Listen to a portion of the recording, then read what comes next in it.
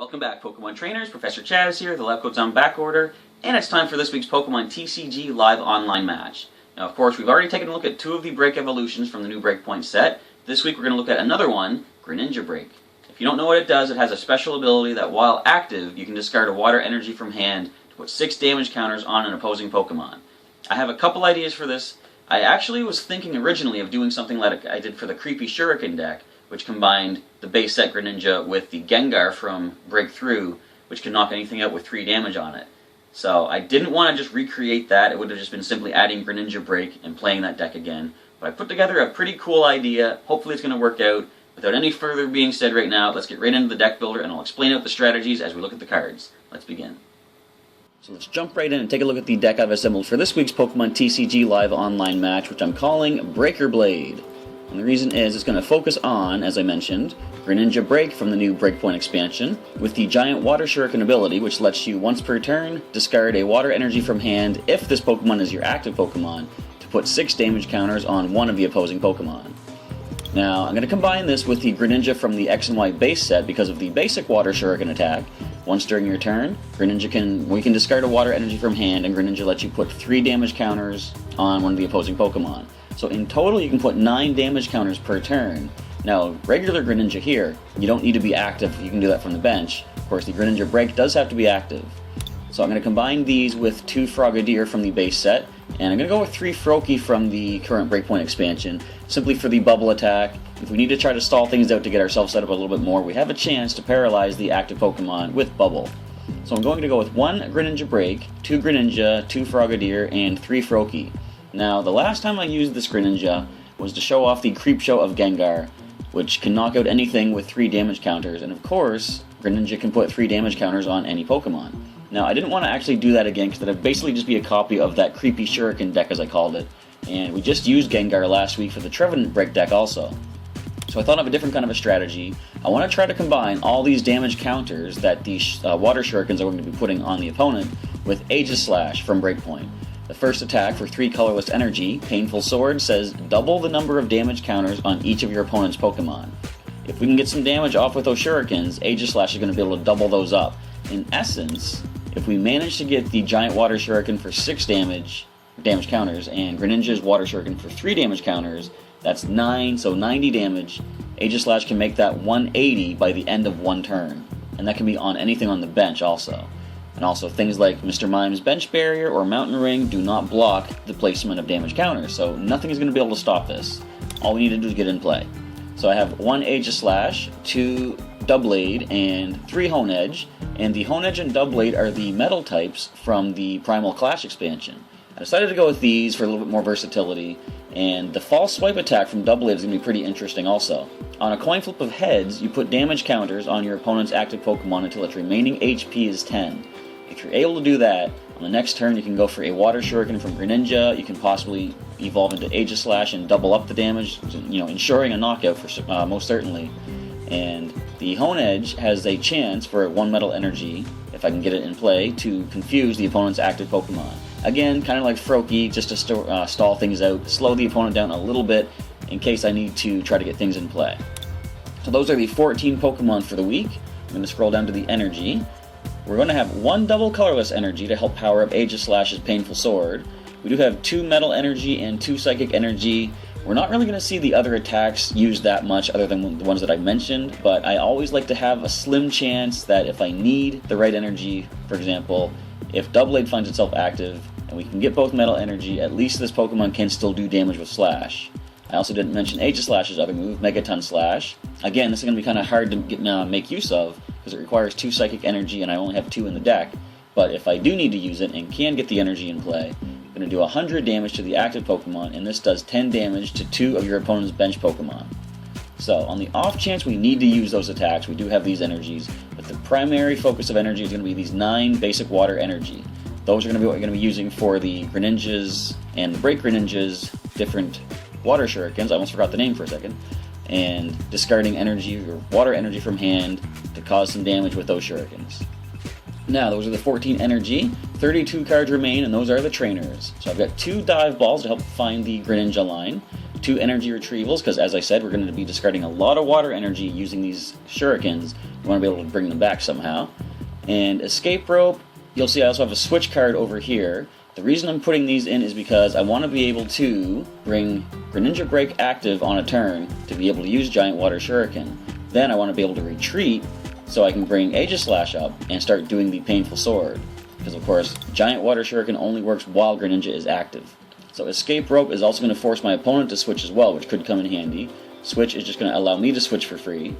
We have a Great Ball to help find some Pokemon, 2 Level Balls to help find some of the lower HP Pokemon, so the Honedge, Doublade, Froakie, and Frogadier, and 3 Professor's Letters this week. I usually only have 2, but I want to be able to make sure I can get those water energy in hand as soon as possible, so I'm going to have 3 of these letters.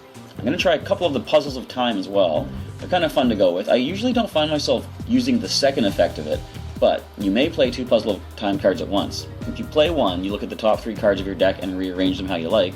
If you play 2, choose 2 of your discarded cards to retrieve back into your hand. Could come in handy. So I got that switch card as I mentioned. We have a Tool Retriever, because there's a couple of tools I'm going to be using. 2 Versus Seekers to round out the items, to bring back some supporters that I'm going to be using for the deck this week. Starting with Bridget, it's going to help me find 3 of my basic non-EX Pokemon and put them right onto my bench. It's going to help get the Pokemon in play and also thin the deck a little bit more. We have a Fisherman, who takes the place of 2 energy retrievals. You bring 4 basic energy cards from the discard pile back to hand. Of course, that does take your supporter for the turn, but if all works out well, that's all we're going to need for that one turn. Lysandre, of course, you want to have one of these guys in the deck to maneuver your opponent's Pokemon around. Pokemon Center Lady to heal up your Pokemon if they take some damage.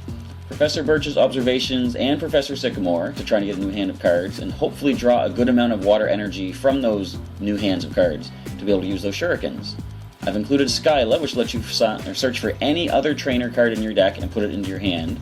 So if you need to find a Dive Ball or a Professor's Letter, Skyla's the way to go. 2 Wallies to help evolve my Pokemon up to the higher levels that the Level Ball can't find for me. And to try to lower the attack cost of the Painful Sword for Aegislash, we do have 2 Dimension Valleys. All Psychic Pokemon's attacks cost 1 colorless energy less. And I do have a Rough Seas in case we have Greninja taking some hits. I'm going to be able to heal all water Pokemon by 30 damage. And lightning as well. So I gotta be careful if the opponent is going to play some of those types. I want to be able to make sure I use my Shurikens well and play the Rough Seas just when it's going to benefit me the most and hopefully not them. The final 3 cards of the deck, we're going to have 2 Float Stones. I'm going to have that most likely attached to the Aegislash to reduce its pretty hefty retreat cost of 3 energy. Giving the Float Stone to Aegislash gives it a free retreat, so no energy lost to bring it back to the bench and bring the Greninja up. I'm also including 1 Trick Coin. There's a number of Pokemon this week that require coin flips to get the effects of their attacks, and they're the lower stages, but if they do have to take some hits and stall for time, Trick Coin could help us out there. I can give it to Froakie to help cause paralysis, and I can also give it to the Doublade to try to ensure False Swipe is going to land. So that is going to be the deck this week for Breaker Blade. We've got 14 Pokemon, 32 trainers, and 14 energy. Let's get into some matches right now and see how well Greninja BREAK does on the battlefield. Alright, Akurima, or Akurima, using a water deck, going up against the Breaker Blade. So let's call for heads, get tails, and give the choice to my opponent for who goes first. And choose themselves. Alright, so what do we have to work with? A lone Froakie as our basic. We do have a Level Ball, though. I can Level Ball, get a Honedge, and start using the Metal Sound to confuse the Articuno. There is a Doublade in hand, also. And a Remoraid. I'm probably going to try to set up the Abyssal Hand of Octillery to start drawing cards every turn.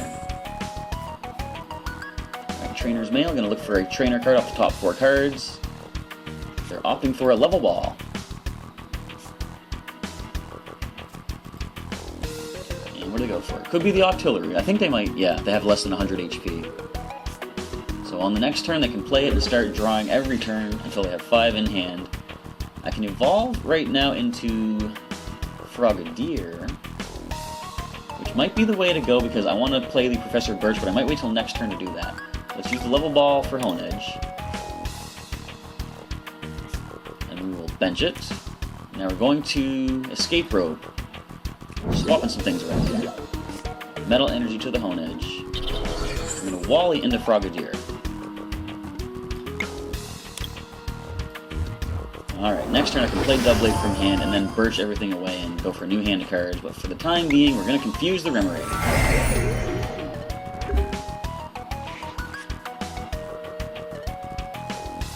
Does it matter? No, because of course they can evolve into the Octillery that they got on the last turn. Not that it makes a difference, I don't think Octillery has a 1 energy attack, so we're not in any threat of anything but a Gyarados-EX Shiny Full Art. Okay, this got interesting. Max Elixir, they can put an energy from the top 6 cards to that bench basic. Alright, we've got our work cut out for us with the Breaker Blade this week. What can this do on a single energy? Stormy Seas, okay. So they brought my Frogadier up, which is okay with me because once we birch away and get a possible hand of some good cards, I can start dishing out some damage. So the unfortunate fact is that about this point in the match, my audio recording decided to suddenly stop, and I wasn't able to continue the live commentary, but I do have post-commentary right now. I'm going to see if I can recreate basically my thought process as we played. So I did just evolve the Honedge into Doublade. I decided to birch the hand away to get some more cards and see what came up. So we did flip heads, and we have a lot of good options now. So I evolved into the Greninja. I do have a Great Ball, see what we can find. We happen to find the Aegislash. Definitely good. So that goes right into the hand. And we're going to go with the Professor's Letter to find some water energy so we can start dishing out those shurikens. Now, I don't think we have options to get the Greninja Break just yet, but we do go for the Water Shuriken right now. We're going to put some damage off on that Gyarados-EX on the bench. And since we do have Aegislash in hand, we are going to eventually be able to start doing some damage with the Painful Sword. I'm just going to check the discard to see if I have anything to really work with. I only have 1 water energy in the discard, so I don't want to play the energy retrieval yet. We just go with a basic Mist Slash to that Octillery, so 1 more of those will take it down. Until they play the Rough Seas, which will also heal up the damage that we just did to that Gyarados-EX. So that's a bit of a problem. We do have, of course, in our hand the Dimension Valley. We can easily get rid of that Rough Seas. It is going to benefit us a little bit if they're going to start attacking us. But we do see some more options to bring back some energy. We have the Fisherman now in hand. So I'm going to go with the Wally so I can get Greninja Break in play. And of course, as I say, we also have Aegislash. So once the Greninja Break evolves in the active spot, we have some options. We've got both of the Water Shurikens at our disposal. And there is Aegislash on the bench. So we're going to discard the Rough Seas and put the Dimension Valley in play.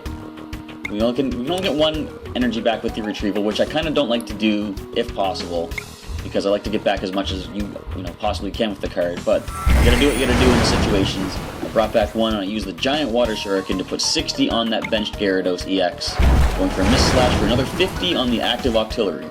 1 more of those, even if they play another Rough Seas, will knock out that Octillery, getting rid of the Abyssal Hand drawing power.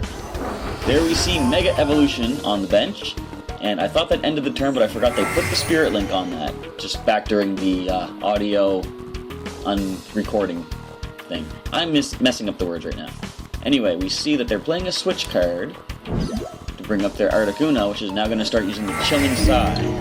Of course, we wake up immediately. What they're trying to do is stall for time to get themselves set up a little bit better.